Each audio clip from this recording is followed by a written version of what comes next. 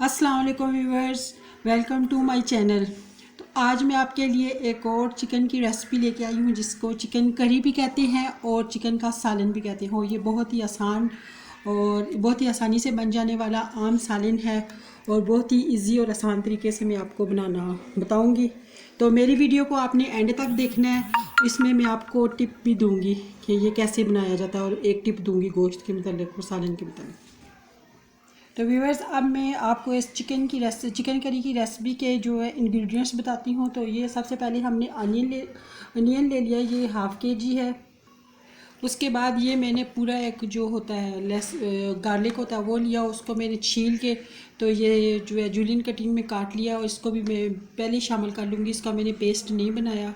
और Julian cutting में मैंने जिंजर ले लिया है, इसको मैं गार्निश करने के लिए इस्तेमाल करूँगी। और ग्रीन चिल्ली लिया है, इसको भी गार्निश के लिए। और ये लिया ग्रीन कोरिएंडर लीव्स लिए हैं और 2 लेमन लिए हैं, ये भी गार्निश करूँगी इनसे मैं।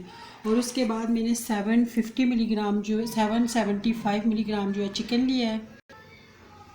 ये मैंने टमाटो लिए हैं जो कि 375 मिलीग्राम है।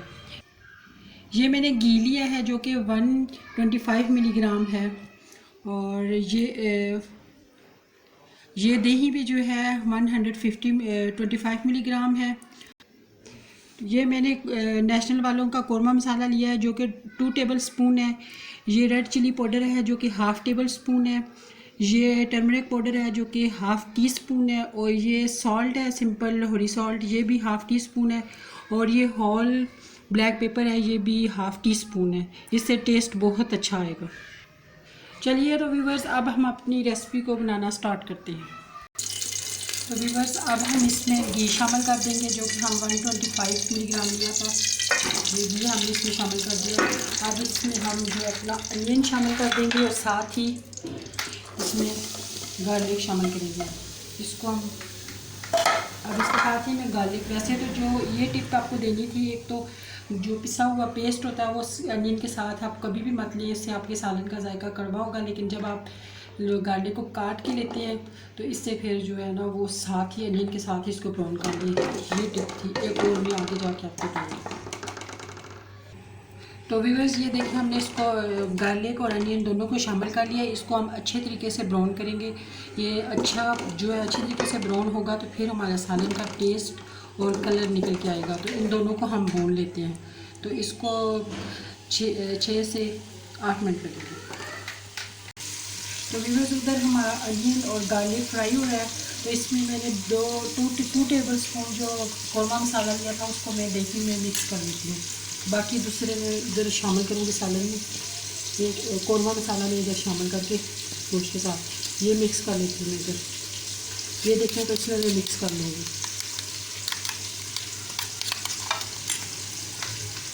तो व्यूअर्स, ये देखें कि मैंने कौरमे मसाले को दही में अच्छी तरह से मिक्स कर लिया है। फिर मैं जब इसको गोश्त को सालन में डालूँगी तो तब मैं जो है ना इसको उसमें ऐड करूँगी सालन में। तो व्यूअर्स, ये देखें कि 10 मिनट लगे हमें। ये हमारा जो गार्लिक और अनियन अच्छे से ब्राउन हो चुका है। तो अब इसमें हम शामिल करेंगे मसाला, जो मसाले हमारे हैं, और इनको भून लेंगे।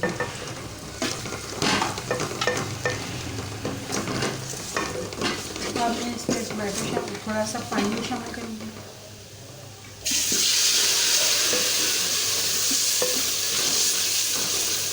अब मैं इसमें टमाटो ऐड कर दूँगी। अब मैं इसमें टमाटो ऐड करूँगी। ये देखिए टमाटो ऐड कर दूँगी। इनको मैं भूनूँगी और थोड़ा सा छींटा लगा के फिर इनमें मैं रोटी वाले पकाने वाले चिमटे से इनका छिलका रिमूव कर दूँगी। ये टमाटो भी शामिल कर दी। इनको थोड़ी देर दम पे रखूँगी 2-3 मिनट, और इनका छिलका जो है वो सेपरेट होना शुरू होगा तो फिर मैं उतार दूँगी। तो इस तरह की डोई, ये दूसरी टिप ये है कि इस तरह का आपने चम्मच इस्तेमाल करना है। तो इससे आपका अच्छा मसाला बनेगा। और इस तरह ये देगनमा जो देचका होता है, ये जो सिंपल रेसिपी होती है वो इसी में से बनती है और इसी में मसाला बनता है। पतीला नुमा बर्तन लेंगे तो उससे में मसाला ये वाला नहीं बनेगा, ये वाला, ये टिप है दूसरी। ये देखें कि मैंने एक टमाटर को 2 हिस्सों में काटा और इसीलिए मैंने 2 हिस्सों में काटा था कि अब मैं सारे छिलके चिमटे की मदद से रिमूव कर दूंगी। इस तरह एक एक करके जो है आसानी से इनको थोड़ा सा भुना है तो सारे छिलके जो है इस तरह करके निकल जाएंगे। ये देखें हमारा मसाला भून के जो रेडी हो चुका है। इसमें अब हम गोश्त शामिल करेंगे। ये देखें इसी तरीके से मैंने पानी के छींटे दे दे के तो ये गार्लिक, अनियन और टमाटो का अच्छी तरीके से मसाला बना दिया है। तो ये जो है ऑयल सेपरेट हो रहा है। इसी सिचुएशन में अब मैं इसमें चिकन शामिल करूँगी और साथ जो हमने कौरमा मसाला दही में मिक्स किया था वो शामिल करूँगी। इसमें ½ टी स्पून बिल्कुल एंड पे मैं गरम मसाला भी शामिल करूँगी, जो मैंने आपको बताया नहीं था, भूल गई थी। अब मैं इसमें शामिल करूँगी ये अपना दही में मिला हुआ कौरमा मसाला, इसको मैं अब भून लूँगी। तो व्यूअर्स दूसरे चूल्हे पे मैंने पानी को जो है ना वो बॉयल होने के लिए रख दिया है कि पानी भी बॉयल इसमें डालेंगे, कच्चा पानी नहीं डालना है। इससे सालन बहुत अच्छा बनेगा और गोश्त भी सही तरीके से गल जाएगा। तो ये बहुत ही सिंपल और आसानी से बनने वाला सालन है, ठीक है। तो व्यूअर्स ये देखें कि हमने गोश्त को कौरमे मसाले और दही के साथ अच्छी तरह से भून लिया है। इसको भूनते हुए मुझे 10 मिनट हो गए हैं। ये ऑयल सेपरेट हो रहा है और ये गोश्त क्योंकि कच्चा होता है, देगी जो कौरमा होता है उसमें तो चिकन को जो है वो फ्राई कर लेते हैं तो उसको इतनी भूनने की, लेकिन इस गोश्त को आपने कच्चा डालना होता है तो इसको बहुत अच्छे तरीके से भूनना चाहिए ताकि मसाला गोश्त के अंदर तक एब्जॉर्ब हो जाए।